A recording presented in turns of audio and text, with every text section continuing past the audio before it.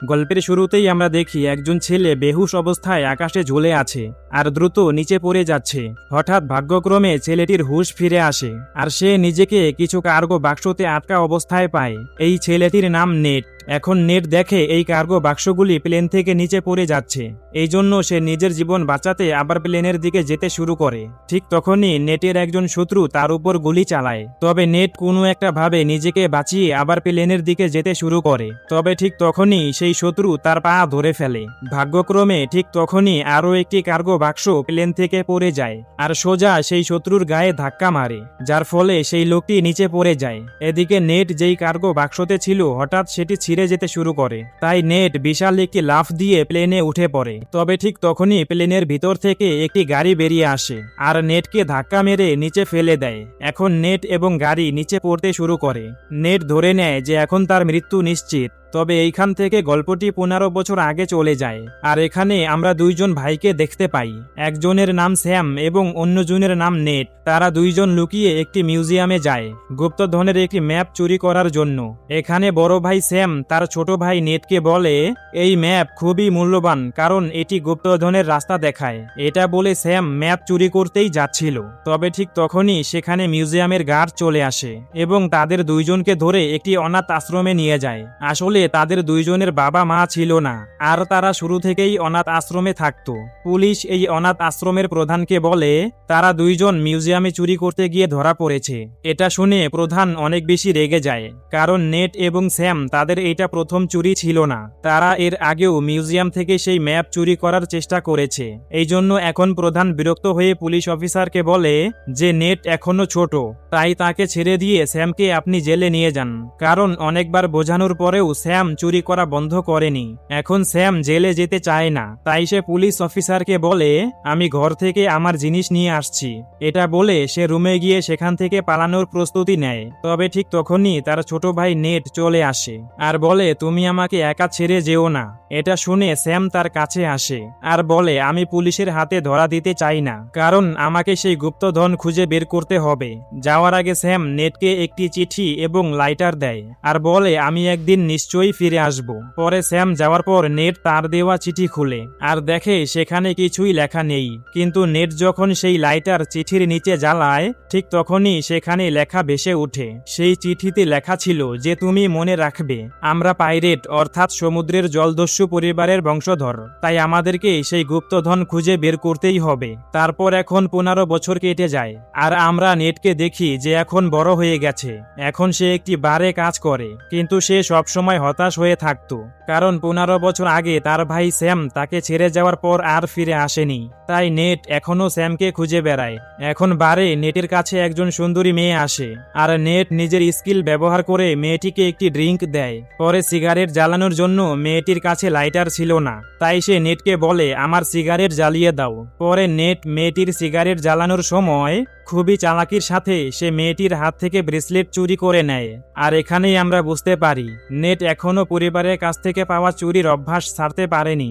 তখনই নেটের কাছে ভিক্টর নামের একজন লোক আসে এবং বলে আমি জানি যে তুমি নিজের বড় ভাই স্যামকে খুঁজে বেড়াচ্ছ আর আমি জানি যে সে কোথায় আছে। এটা বলে ভিক্টর সেখান থেকে চলে যায় আর ভিক্টর যাওয়ার পর নেট বুঝতে পারে যে তার কাছে সেই ব্রেসলেটটি নেই যেটা সে একটু আগে একজন মেয়ের থেকে চুরি করেছিল। এখন নেট নিজের পকেটে ভিক্টরের ঠিকানা পায়। এর মানে ভিক্টর তার ব্রেসলেট চুরি করেছে এবং নেটকে তার কাছে যেতে বলেছে। এখন নেট তার ইচ্ছা না থাকার সত্ত্বেও ভিক্টরের বাড়িতে চলে যায় আর ভিতরে গিয়ে সে দেখে চারপাশে শুধু মূল্যবান জিনিস রাখা রয়েছে। ঠিক তখনই নেট সেই ম্যাপটি দেখতে পায় যেটা আজ থেকে 15 বছর আগে নেট এবং স্যাম চুরি করার চেষ্টা করেছিল। এখন নেটের পিছনে ভিক্টর এসে দাঁড়ায়। ভিক্টর বলে আমি জানতাম তুমি আসবে। তখন নেট বলে এটা তো সেই ম্যাপ যেখানে গুপ্তধনের রাস্তা রয়েছে আর এই ম্যাপের পথে গিয়ে অনেক মানুষ নিজের জীবন হারিয়েছে কিন্তু কেউ কিছুই পায়নি, তার মানে গুপ্তধনের গল্পটি মিথ্যে। এখন ভিক্টর বলে না, এটা কোনো মিথ্যে গল্প নয়, বরং গুপ্তধন সত্যিই রয়েছে।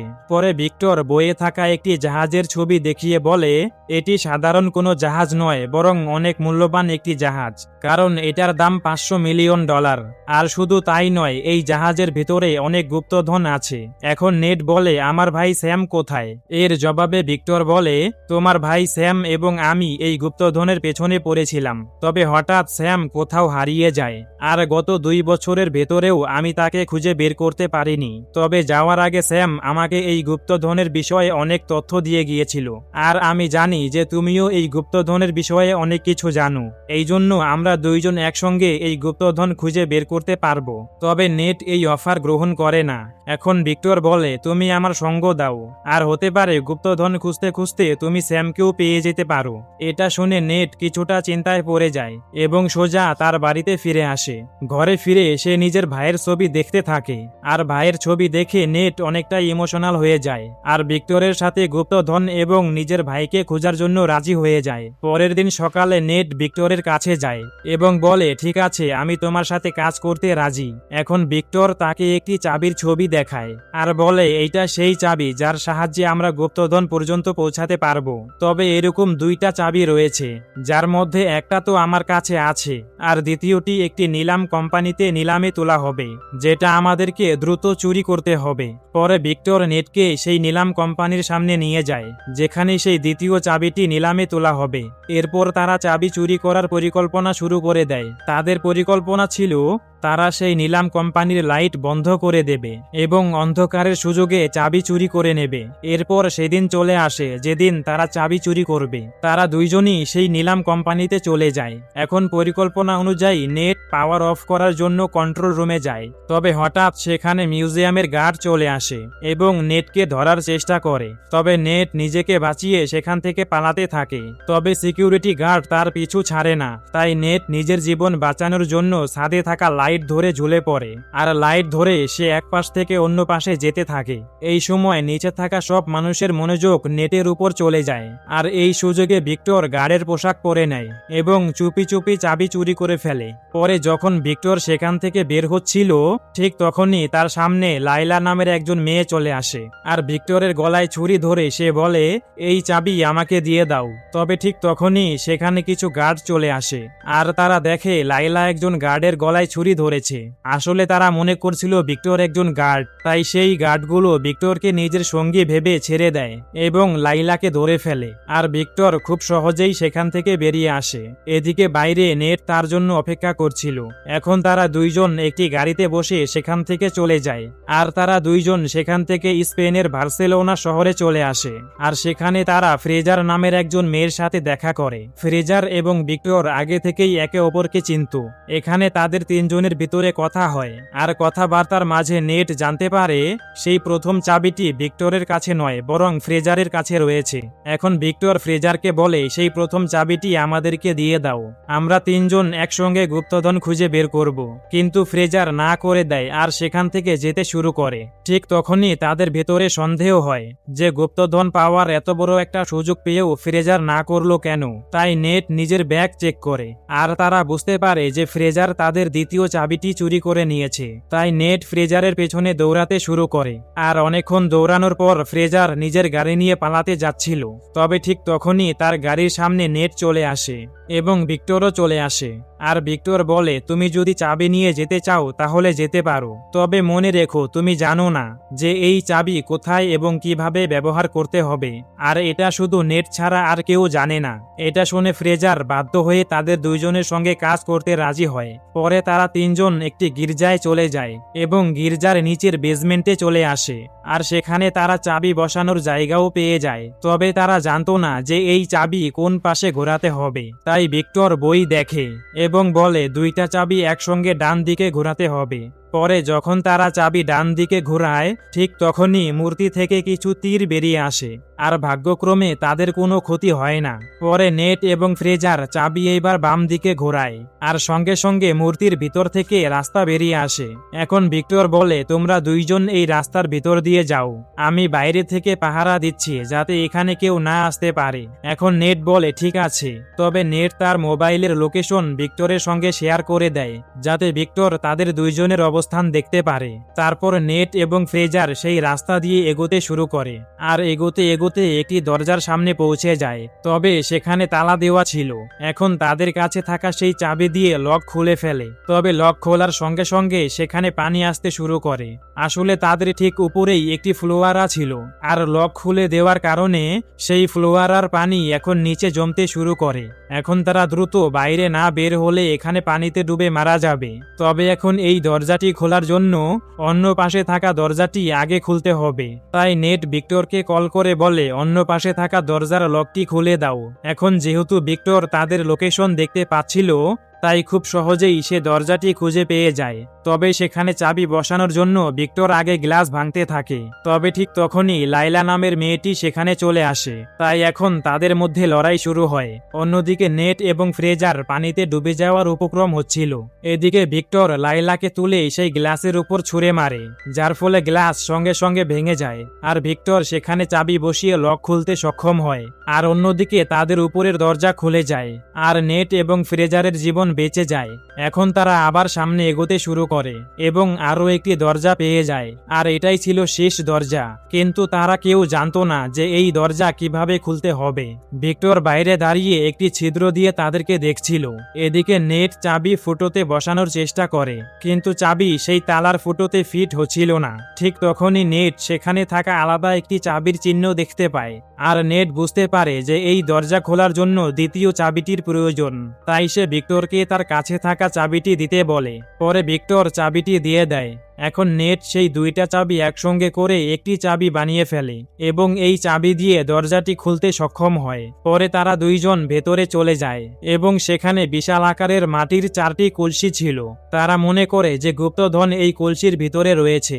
তাই ফ্রেজার নেটের উপর ভর দিয়ে কলসির মুখের ঢাকনা খোলে। তবে সে দেখে সেখানে শুধু লবণ রয়েছে। এর মানে হলো এখানে কোনো গুপ্তধন নেই। এটা দেখে তারা কিছুটা হতাশ হয়ে যায়। তবে ঠিক তখনই সেই 4টি কলসি ভেঙে যায়, যার ভিতর থেকে একটি ম্যাপ বেরিয়ে আসে, আর এটাই সেই গুপ্তধনের আসল ম্যাপ ছিল। এখন হঠাৎ ফ্রেজার নেটের উপর পিস্তল ঠেকায় এবং সেই ম্যাপ তার থেকে নিয়ে নেয়। এখন নেট বলে, তুমি এমনটা কেন করছো? তুমি তো আমাদের সঙ্গী। এর জবাবে ফ্রেজার বলে, আমি তোমাকে বিশ্বাস করি, কিন্তু আমি ভিক্টরকে একটুও বিশ্বাস করি না, কারণ সে একজন প্রতারক। আর হ্যাঁ, ভিক্টর তোমার ভাই স্যামের সাথেও প্রতারণা করেছে। পরে ফ্রেজার নেটকে আঘাত করে অজ্ঞান করে দেয়, আর ম্যাপ এবং চাবি দুইটা নিয়ে সেখান থেকে চলে যায়। কিছুক্ষণ পর ভিক্টর সেখানে আসে এবং বুঝতে পারে যে ফ্রেজার আমাদের সাথে প্রতারণা করে ম্যাপ নিয়ে পালিয়ে গেছে। কিছুক্ষণ পর নেট তার জ্ঞান ফিরে পায় এবং রেগে গিয়ে ভিক্টরকে জিজ্ঞেস করে, আমার ভাই কোথায়? এখন ভিক্টর শেষ পর্যন্ত সত্যিটা বলে যে কিছু বছর আগে স্যাম এবং আমি এই গুপ্তধন খুঁজতে বের হয়েছিলাম। স্যাম যে কোনো মূল্যে সেই গুপ্তধন খুঁজে বের করতে চেয়েছিল, তবে সেই সময় একটি দুর্ঘটনায় সে মারা যায়। এটা শুনে নেট অনেক বেশি ইমোশনাল হয়ে যায়। তবে সে প্রতিজ্ঞা করে যে তার ভাইয়ের স্বপ্ন এখন সে পূরণ করবে এবং যে কোনো মূল্যেই সেই গুপ্তধন খুঁজে বের করবে। অন্যদিকে আমরা ফ্রেজারকে দেখি, যেখানে লাইলা নামের সেই মেয়েটিও উপস্থিত ছিল। আর এখন আমরা জানতে পারি যে ফ্রেজার এবং লাইলা একজন মানুষের জন্যই কাজ করত। ফ্রেজার নিজের বসকে সেই ম্যাপ এবং চাবি দিয়ে দেয়। এটা দেখে বস ফ্রেজারের উপর অনেক খুশি হয় এবং দলের নেতৃত্ব তার হাতে তুলে দেয়, আর লাইলাকে তার নেতৃত্বে কাজ করতে বলে। এটা শুনে লাইলা অনেক বেশি রেগে যায়, কারণ এতদিন এই দলের নেতৃত্ব লাইলা সামলাচ্ছিল। তবে আজ হঠাৎ করেই সেই নেতৃত্ব ফ্রেজারকে দিয়ে দেয়। এখন বস তার পুরো টিমকে নিয়ে গুপ্তধন খুঁজতে প্লেন নিয়ে বেরিয়ে পড়ে। এখন বস অনেক বেশি খুশি ছিল, কারণ গুপ্তধন পাওয়ার পর সে অনেক টাকার মালিক হয়ে যাবে। তবে তার এই খুশি বেশিক্ষণ থাকে না, কারণ লাইলা তার উপর অনেক বেশি হতাশ ছিল। সে কোনোভাবেই মেনে নিতে পারছিল না যে তার দলের নেতৃত্ব অন্য কারো হাতে চলে গেছে। এই জন্য লাইলা পেছন থেকে এসে হঠাৎ তার বসের গলা কেটে দেয় এবং দলের নেতৃত্ব আবার নিজের কাছে নিয়ে নেয়। ঠিক তখনই আমরা ভিক্টর এবং নেটকে গাড়ি থেকে বেরিয়ে আসতে দেখি। আসলে প্লেন টেক অফ হওয়ার আগে তারা ডিকিতে উঠে পড়েছিল, আর এই গাড়ি বসের ছিল, যার কারণে সেটি প্লেনের ভিতরে উঠিয়ে নেওয়া হয়। এখন গাড়ি থেকে বেরিয়ে ভিক্টর এবং নেট চুপি চুপি গুপ্তধনের ম্যাপ চুরি করে নেয়। ঠিক তখনই গার্ড তাদের দেখে ফেলে এবং শুরু হয় গোলাগুলি। ঠিক তখনই ভিক্টর বলে, এখান থেকে চলো, আমরা ম্যাপ পেয়ে গেছি। এটা বলে ভিক্টর প্যারাশুট খুলে সেখান থেকে চলে যায়। তবে নেট তার কাছে প্যারাশুট ছিল না। ঠিক তখনই লাইলার লোকজন তাকে মারতে আসে। তবে তখনই নেট সেখানে থাকা কার্গো বাক্স খুলে দেয়, যার ফলে প্লেনে থাকা সমস্ত কার্গো বাক্স নিচে পড়তে থাকে। ঠিক তখনই নেটের পা কার্গো বাক্সতে ফেসে যায় এবং সেও কার্গো বাক্সর সঙ্গে নিচে পড়ে যায়।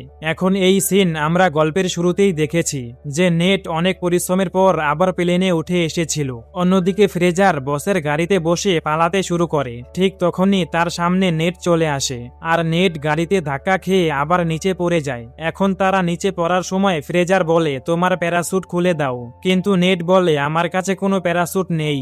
এই জন্য তারা দুইজনই একটি কার্গো বাক্সতে জাম্প করে আর কোনো একটা ভাবে সেই কার্গো বাক্স ধরে ফেলে এবং তারা কার্গো বাক্সর প্যারাশুট খুলে দেয় আর দুইজনই গিয়ে সমুদ্রের পানিতে পড়ে।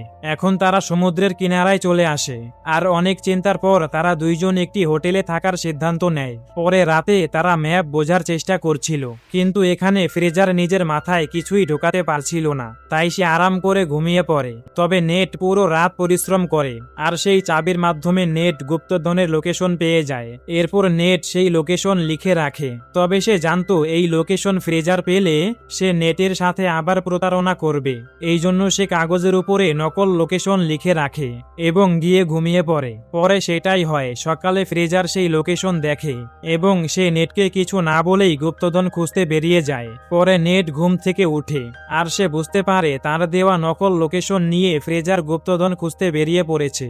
এখন নেট নৌকা নিয়ে গুপ্তধনের আসল লোকেশনে চলে যায়। তবে সেখানে লাইলাও তার উপর নজর রাখছিল।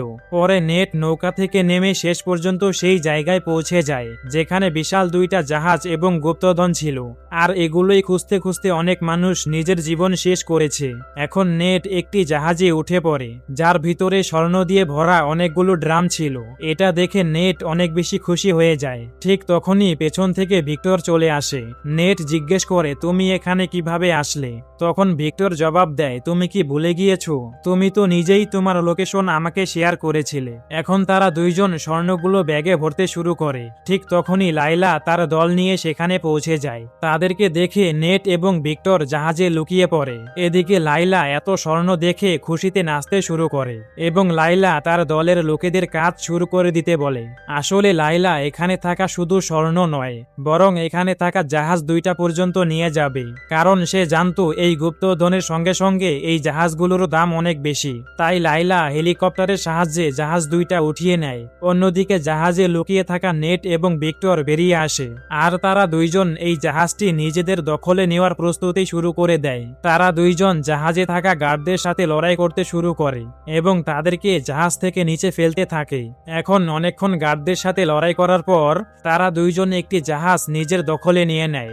অন্যদিকে লাইলা দেখে তার একটি জাহাজ ভিক্টর এবং নেট তাদের দখলে নিয়ে নিয়েছে। এটা দেখে সে অনেক বেশি রেগে যায় এবং নিজের হেলিকপ্টারকে সেই জাহাজের দিকে যেতে বলে। তাদের পিছু ছাড়ানোর জন্য ভিক্টর দ্রুত হেলিকপ্টার নিয়ে এগোতে শুরু করে। তবে লাইলা তাদের পিছু ছাড়ে না, বরং সে নিজের লোকেদের সেই জাহাজে পাঠিয়ে দেয় নেট এবং ভিক্টরকে শেষ করার জন্য।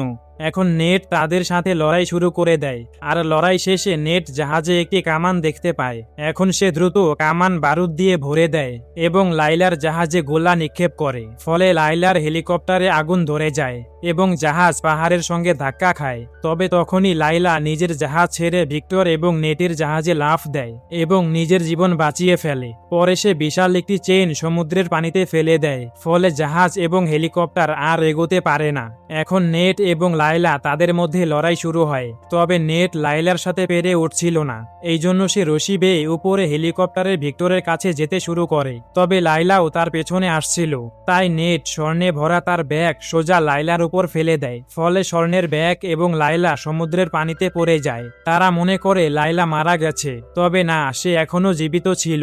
তবে ঠিক তখনই সেই জাহাজ যেটি হেলিকপ্টারের সাথে ঝুলেছিল, হঠাৎ সেই জাহাজের রশি ছিঁড়ে যায় এবং সেটি নিচে গিয়ে গিয়ে সোজা লায়লার উপর পড়ে, ফলে শেষ পর্যন্ত লায়লা মারা যায়। অন্যদিকে ভিক্টর কোনো একটা ভাবে নেটকে হেলিকপ্টারে তুলে নেয়। এখন তারা উপর থেকে দেখে সেই জাহাজ যেটা তারা কয়েক মাস ধরে খুঁজে বেড়াচ্ছিল সেটি এখন সমুদ্রের পানিতে ডুবে যাচ্ছে, আর তারা কিছুই করতে পারছে না। কিছুক্ষণের মধ্যেই সেখানে পুলিশ চলে আসে, আর তারা বুঝতে পারে এই গুপ্তধন এখন সরকারের হয়ে যাবে। এখন ভিক্টর কোনো স্বর্ণ না পাওয়ায় হতাশ হয়ে যায়। ঠিক তখনই নেট বলে, মন খারাপ করো না। এটা বলে সে তার পকেট থেকে একটা একটা করে স্বর্ণের ইট বের করতে থাকে। এটা দেখে ভিক্টর হাসতে শুরু করে, আর তারা সেখান থেকে চলে যায়। অন্যদিকে আমরা ফ্রেজারকে দেখতে পাই, সে এখনো একটি বোট নিয়ে গুপ্তধন খুঁজে বেড়াচ্ছে, যাকে নেট নকল লোকেশন ধরিয়ে দিয়েছিল। আর এখানেই এই গল্পটি শেষ হয়ে যায়।